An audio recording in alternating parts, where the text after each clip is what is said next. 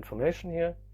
And then I use the terminal browser for downloading the file, because great is with the terminal browser, I go in a directory, start the terminal browser, download a file, and the file is directly in the directory where I started the terminal browser. And I use the w3m terminal browser, Debian.org cd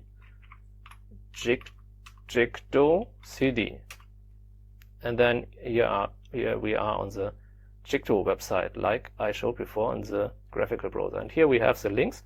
With the space key you can page down, and with the tabulator key you can jump to the next link, or with shift tab you can jump back in the links. So here we have the CD, but now I have mounted the DVD.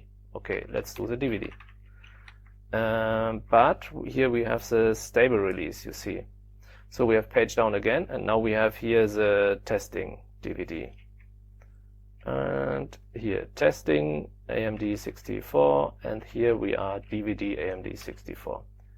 And then we see here with CTRL and N you go down, and with P you go up. And then I use this and then go, and then tabulator key I jump onto the link.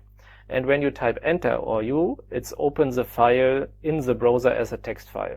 I don't want this. I want to download this file directly. And we use the A key, save file to. And then you see the file name, and then just type return, and then download is complete. Tabulator key to OK, enter, and then we are back. And the same with the template file. Type A, save to, and then you see the progress bar needs some time because this file is a bit bigger. I like this w3m download option here. Okay, and with Shift Q we can close directly w3m, and only Q is asking also. And I show you just other terminal browser, the lynx browser.